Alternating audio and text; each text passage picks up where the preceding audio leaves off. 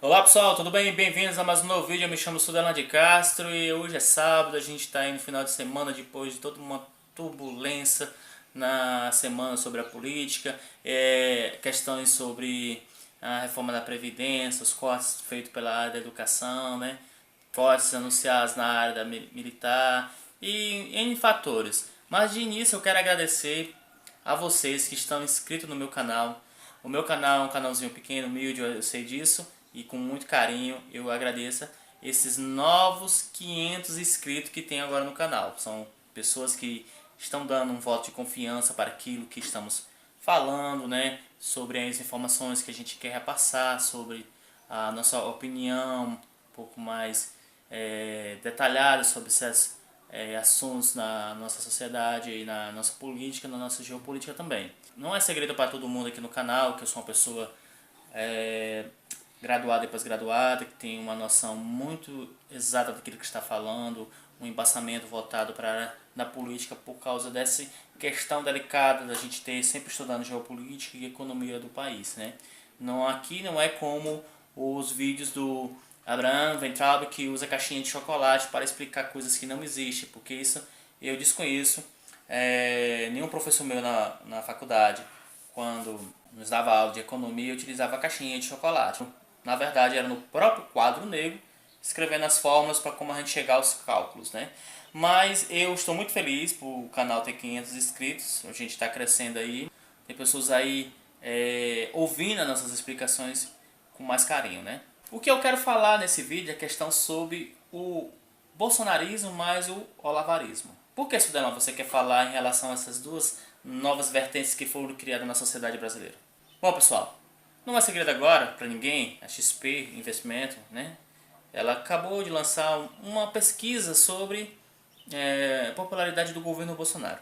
E mais uma vez, Bolsonaro ele cai nas pesquisas como um presidente bem avaliado e seu índice de rejeição começa a crescer muito parecido naquilo que se vinha no período das campanhas eleitorais. Então, o que a gente pensa nisso? No meu ver, é um movimento que precisa ser estudado e com muita cautela. Para não termos aqueles movimentos historicamente que já tinham acontecido na Alemanha, né, com o surgimento do nazismo, e na Itália com o fascismo. Porque esses movimentos eles se iniciam com pequenos grupos que conseguem, de uma certa forma, convencer uma gama da população de um país, né, uma gama bem considerada. E esse que foi realmente um fato que chamou muita atenção para gente que estuda sobre esses fenômenos, né?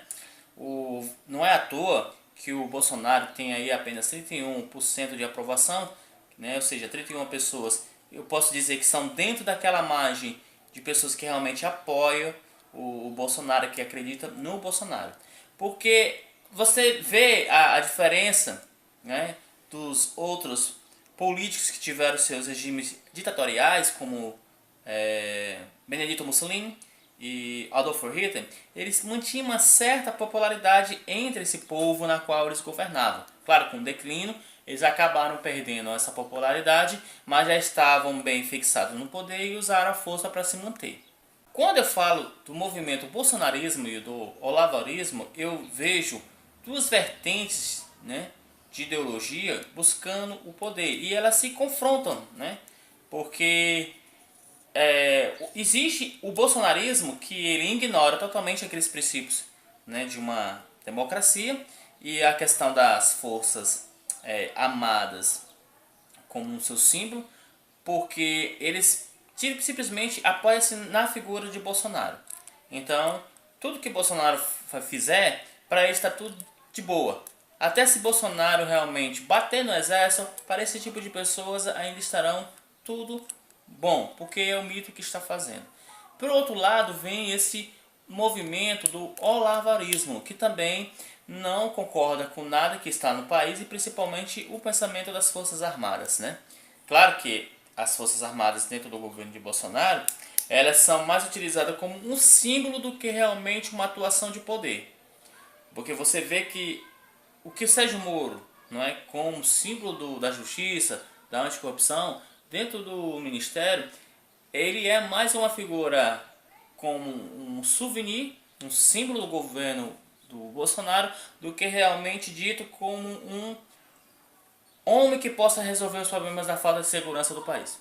O governo foi derrotado, não é, pela questão da própria Câmara, pelo fato do COAF não ficar nas mãos do Sérgio Moro e sim realocado novamente ao Ministério da Economia, e também sobre as chantagens de Sérgio Moro não ficar mais no governo, caso ele não tivesse o controle do COAF, isso não é segredo para ninguém.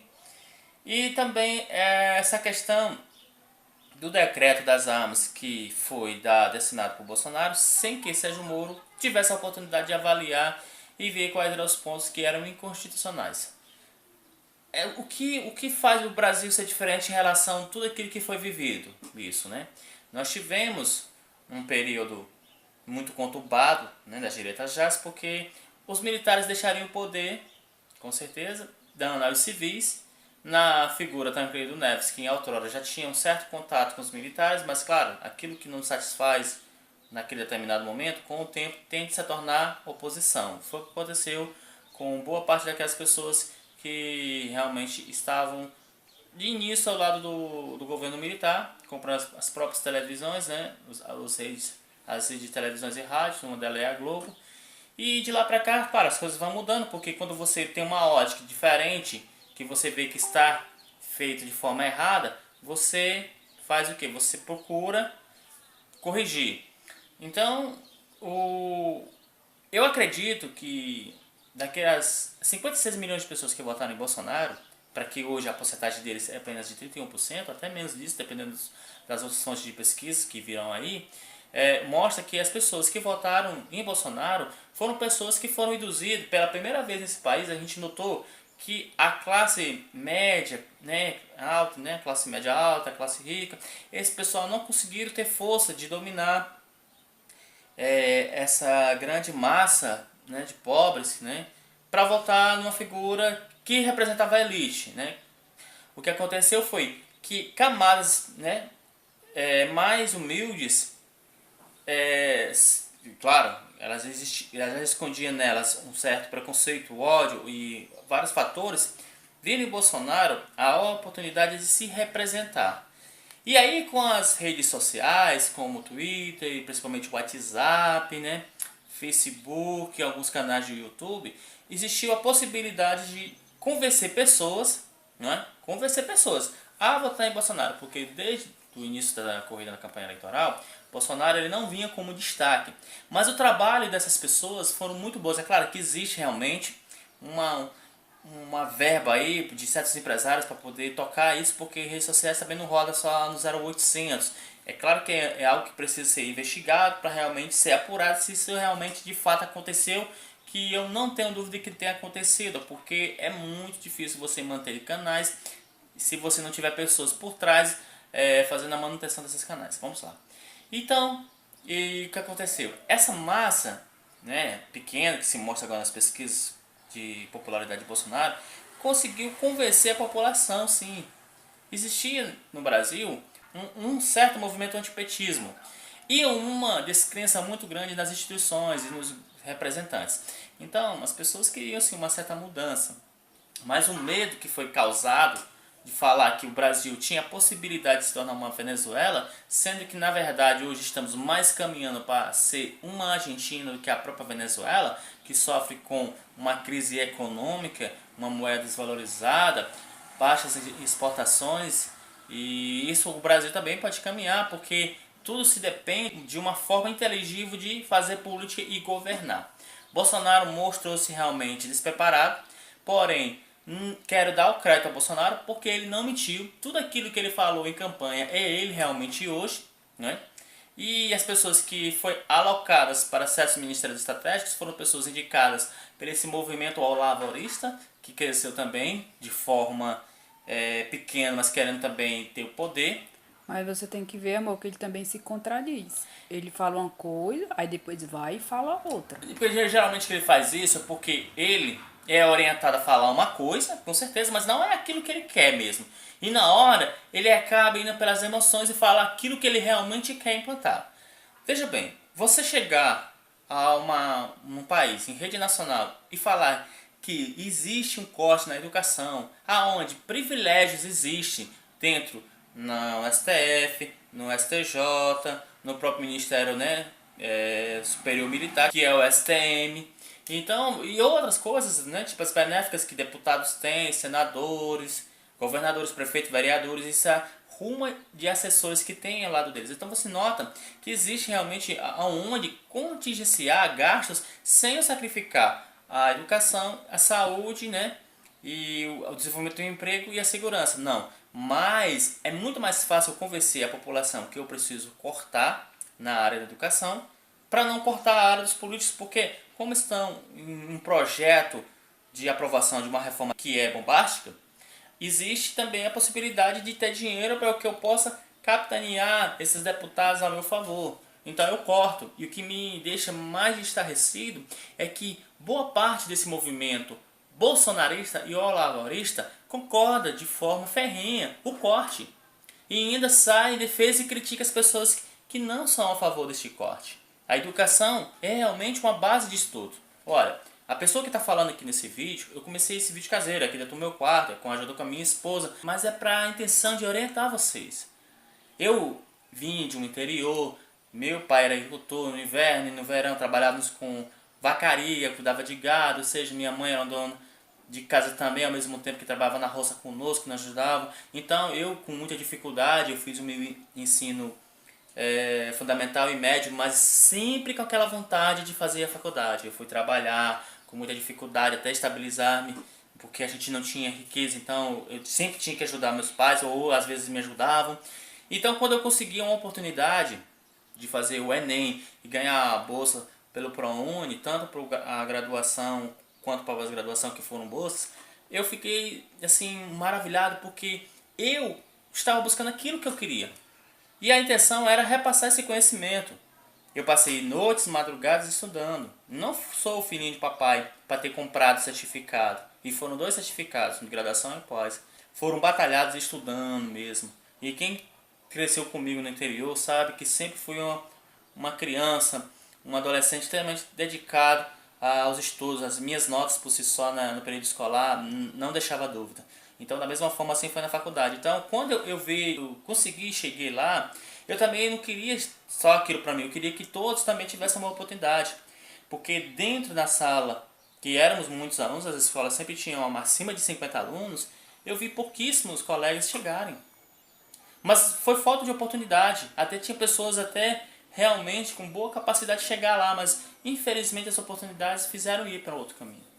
Então você nota que o Brasil ele é um avesso dos países desenvolvidos, que investe maciçamente na educação. A própria China é um exemplo.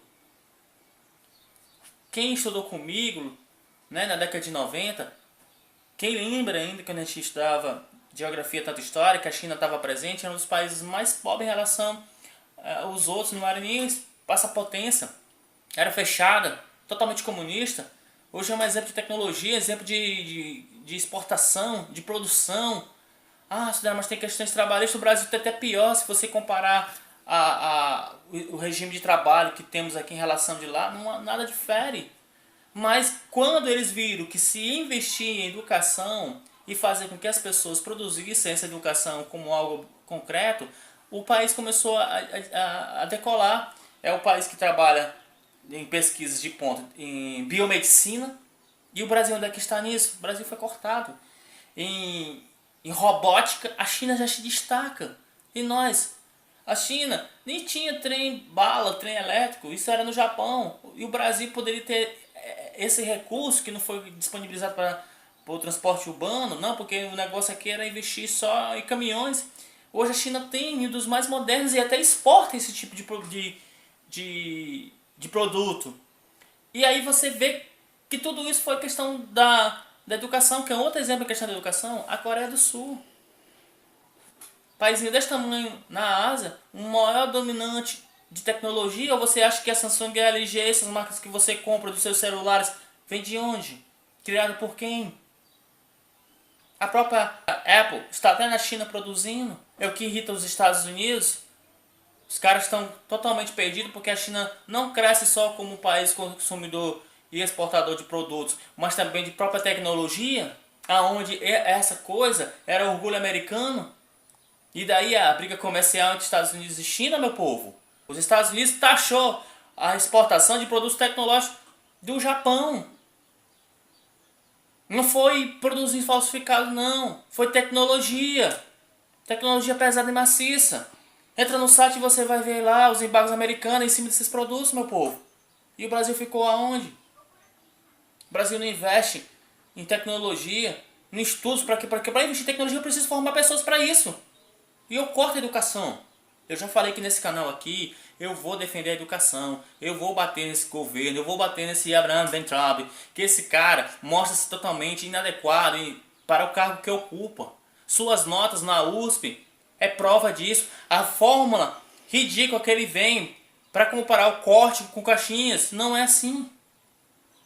Ele pensa que o Brasil é um imenso país de ignorante analfabeto, como na década de 80 para 90, existem pessoas, seu Abraham Weintraub, que estudou economia, que se formou em universidades públicas, né, estaduais e federais na área econômica e administrativa. Não é com essas coisinhas do lado da figura Bolsonaro que você vai convencer que o que você está fazendo é certo, não. Porque a gente sabe que existem outros modos de se cortar recursos sem afetar essas áreas principais de um país: educação, saúde, emprego, segurança e habitação.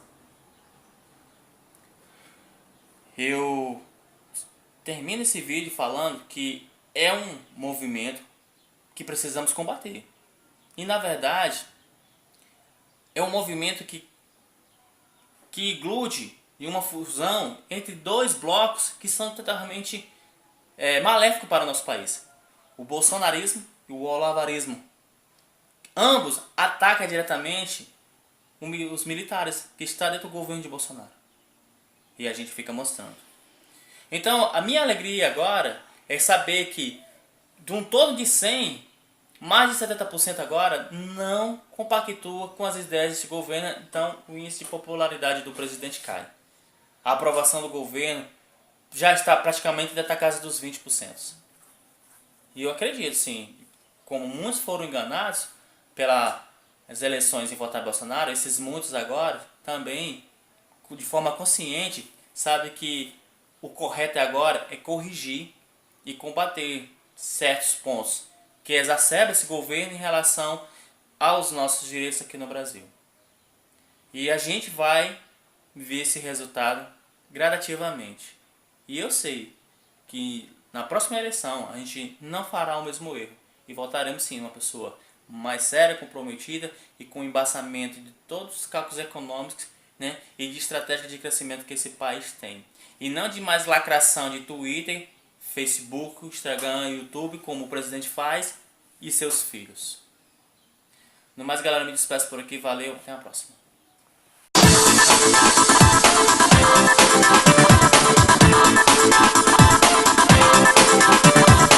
É fake news isso daí, tá ok?